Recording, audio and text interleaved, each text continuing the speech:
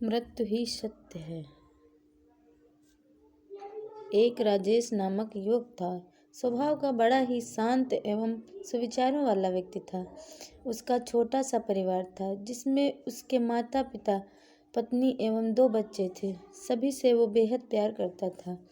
इसके अलावा वो कृष्ण भक्त था और सभी पर दया भाव रखता था। जरूरतमंद की सेवा करता था, किसी को दुख नहीं देता था। उसके इन्हीं गुणों के कारण श्री कृष्ण उससे बहुत प्रसन्न थे और सदैव उसके साथ रहते थे। और राजेश अपने कृष्ण को देख भी सकता था और बातें भी करता था। इसके बावजूद उसने कभी ईश्वर से कुछ नहीं मांगा। वह बहुत खुश रहता था क्योंकि ईश्वर हमेशा उसके साथ रहते थे, उसे मार्गदर्शन देते थे। राजेश भी कृष्ण को अपने मित्र की तरह ही पुकारता था और उनसे अपने विचारों को बांटता था। एक दिन राजेश के पिता की तबीयत अचानक खराब हो गई। उन्हें अस्पताल में भर्ती किया गया। उसने सभी डॉक्टर्स के हाथ जोड़े, अपने पिता को बचाने की मिन्नतें की, लेकिन सभी ने उससे कहा कि वो ज़्यादा उम्मीद नहीं दे सकते और सभी ने उससे भगवान पर भरोसा रखने को कहा। तभी राजेश को कृष्ण का ख्याल आया और उसने अपने कृष्ण को पुकारा। कृष्ण दौड़े चले आए। राजेश ने कहा, मित्र तुम तो भगवान हो, मेरे पिता को बचा लो। कृष्ण ने कहा, मित्र ये मेरे हाथों में नहीं है। अगर मृत्यु का समय होगा तो होना तय है।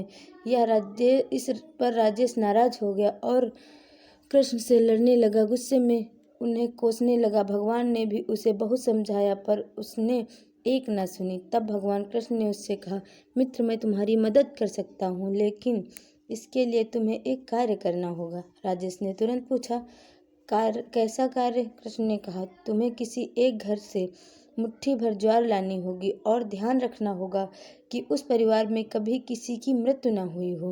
राजेश झट से वहाँ बोलकर तलाश में निकल पड़ा।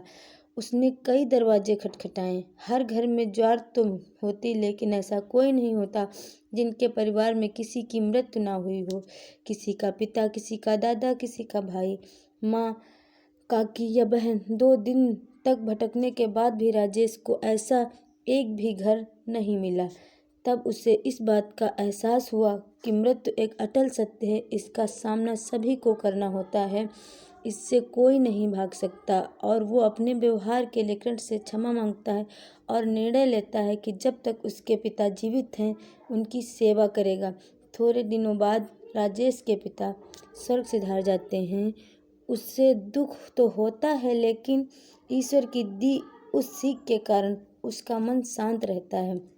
दोस्तों, इसी प्रकार हम सभी को इस सच को स्वीकार करना चाहिए कि मृत्यु एक अटल सत्य है। उसे नकारना मूर्खता है। दुख होता है, लेकिन उसमें फंस जाना गलत बात है, क्योंकि केवल आप ही उस दुख से पीड़ित नहीं हैं, अपितु संपूर्ण मानव जाति उस दुख से रूबरू होती है। ऐसे सच को स्वीकार कर आगे बढ़ना ही जीवन है।